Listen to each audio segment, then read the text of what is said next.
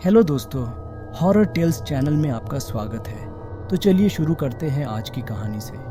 कुछ दिन पहले जब मैं अपने स्टोर रूम की सफाई कर रहा था तो मुझे बिखरे पड़े सामान के बीच में मेरे दादाजी की डायरी मिली। मेरी आंखें उत्सुकता से भर गईं। मैंने ये डायरी कई बार अपने दादाजी के पास देखी थी और उनके गुजर जाने के इतने सालों बाद उनकी डायरी मिलने से मानो मेरी अपने दादाजी के साथ की यादें फिर से ताज़ा हो गईं। मैंने उत्सुकता से डायरी पढ़ना शुरू किया। डायरी में उनकी रोज़ाना दिनचर्या के बारे में लिखा था, पर उन पन्नों के बीच एक कहानी ने मेरा ध्यान अपनी तरफ खींचा। वह कहानी एक ऐसी परंपरा पर थी जो पीढ़ियों से चली आ रही थी। एक कहानी जो लंदन की हलचल भरी सड़कों पर मार्कस की मृत्यु के साथ शुरू हुई थी। वह केवल 26 वर्ष का था और उसके निधन ने पूरे परिवार में एक खालीपन छोड़ दिया था। किसे पता था कि मार्कस की मौत जल्द ही एक रहस्यमय परंपरा से भर जाएगी। मेरे दादाजी ने अपनी डायरी में जो दिलचस्प कहानी लिखी थी वह पारिवारिक परंपरा में डूबी हुई थी।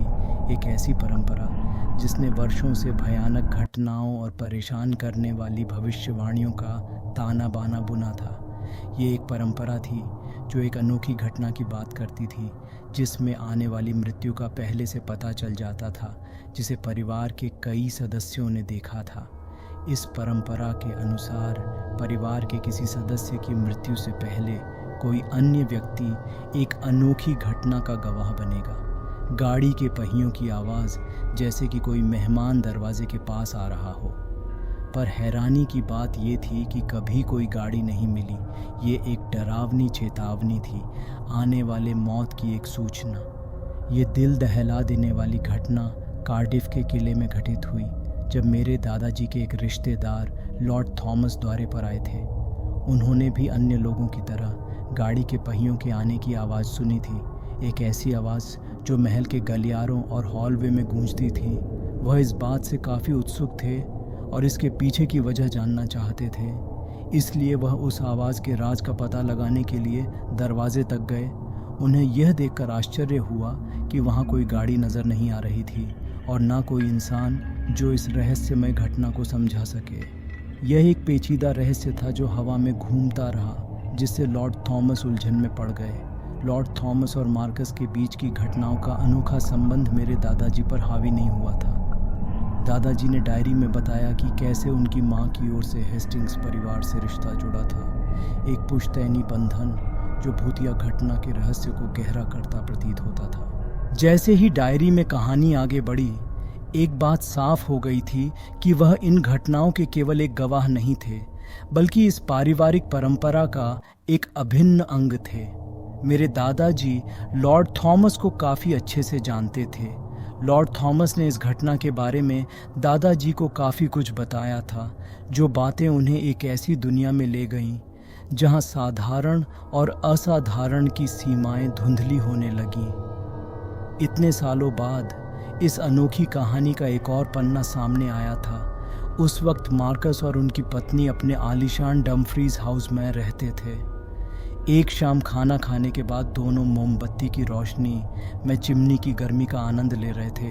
एक धीमी सी आवाज़ हवा को चिढ़ती हुई उनके कानों में पड़ी, एक ऐसी आवाज़ जिसे सुन वह दोनों सहम गए।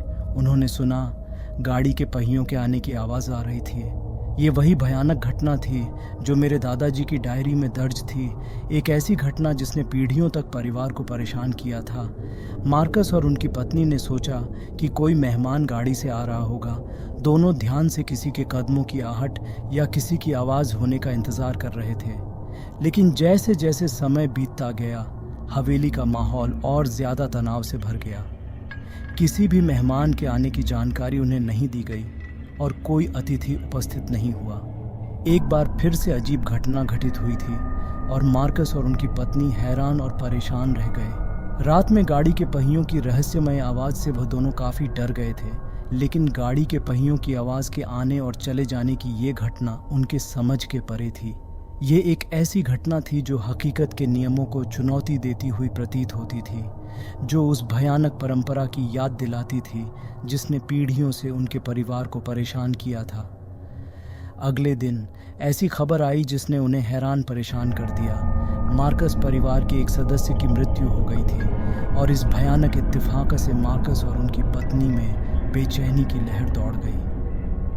जो बातें समझाई ना जा सके एक बार फिर उनके परिवार के जीवन से जुड़ गई थीं और सदियों पुरानी परंपरा ने अपनी चिंताजनक मौजूदगी साबित कर दी थी। इसके बाद के वर्षों में डमफ्रीज हाउस की उस डरावनी रात की यादें मार्कस और उनकी पत्नी के दिमाग में बनी रहीं। ये एक स्पष्ट चेतावनी थी कि अतीत के रहस्यों ने वर्तमान पर मजबूत पकड़ बनाए रखी थी और एक परिवार की अनोखी परंपराएं पीढ़ियों को पार कर सकती हैं।